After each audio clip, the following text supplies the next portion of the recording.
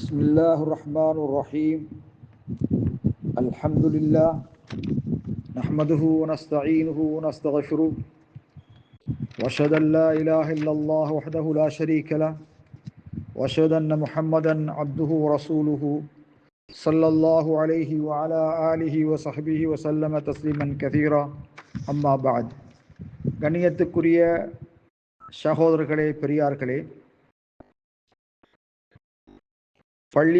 பள்ளிவாசலுக்கும் தொழுமிடத்திற்கும் உள்ள வேறுபாடு வித்தியாசம் என்ன? பள்ளிக்காக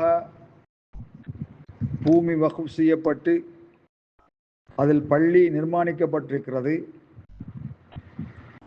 அதே போல முசல்லா வீடுகளில் அல்லது கடைகளில் அது வேறு நிறுவனங்களில் தொழுகைக்காக மட்டும் ஒரு இடத்தை ஒதுக்கி தொழுகின்ற அந்த இடத்திற்கும் பள்ளிக்கும் மத்தியிலே சட்டம் இரண்டும் ஒன்றா?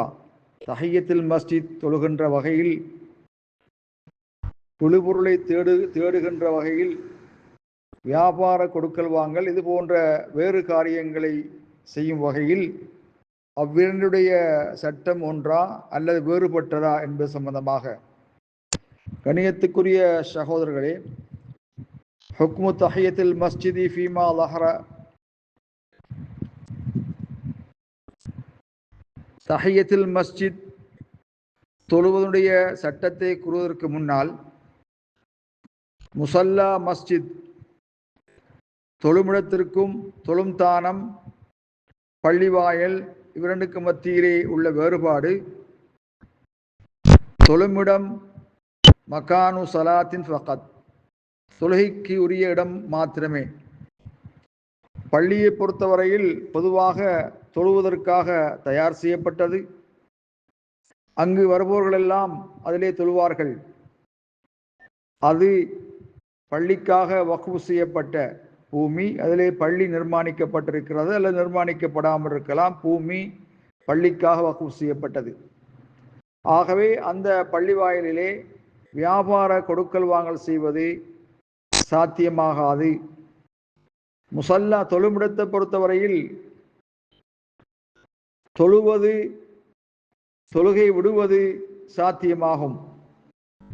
அதேபோல வீட்டை துயர்ந்து கட்டப்பட்டிருப்பதனால் கடையோடு சேர்ந்து அந்த தொழுமிடம் ஒழுங்குபடுத்தப்பட்டிருப்பதனால் கடையை விற்கின்ற பொழுது தொழுமிடத்தையும் விற்கலாம். வீட்டை நாங்கள் விலைக்கு கொடுக்கின்ற பொழுது அதையும் நாங்கள் விற்கலாம். கண்ணியத்துக்குரிய சகோதரர்களே, பள்ளிவாயிலை பொறுத்தவரையில் மசாஜிது லா புத்த லஹா மின் தஹிய்யத்தின், பள்ளி காணிக்கை தொழுகை தொழுவது அவசியமாகும். அதிலே ஹாயிதான பெண்கள், பொதுவாக ஹாயிதான பெண்கள், ஜுனுபாலிகள் உட்காருவது சரிபடுவது ஜாயிஸாகாது.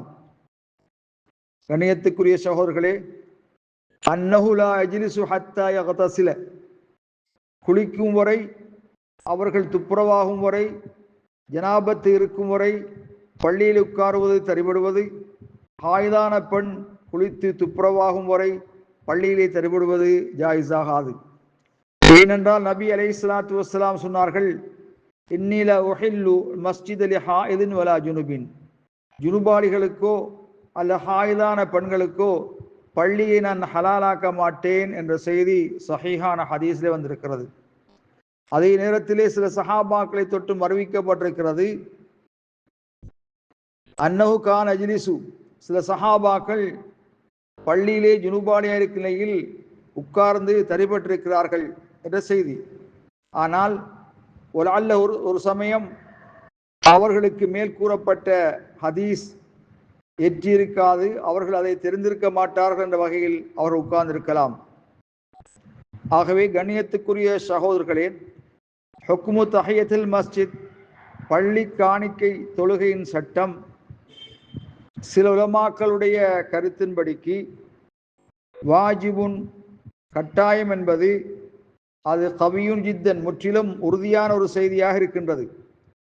ஏன் நாம் அவ்வாறு சொல்கின்றோம் என்றால், நபி அலைஹிஸ்ஸலாத்து வஸ்ஸலாம் அவர்கள் மிம்பரிலே இருந்து ஹுத்பா ஓதிக்கொண்டிருந்த போது ஹுத்பாவை நிறுத்தி பள்ளியிலே நுழைந்த ஒருவர் பள்ளி காணிக்கை தொழாமல் உட்கார்ந்தவரை தொழும்படி நபிகளார் ஏவினார்கள்.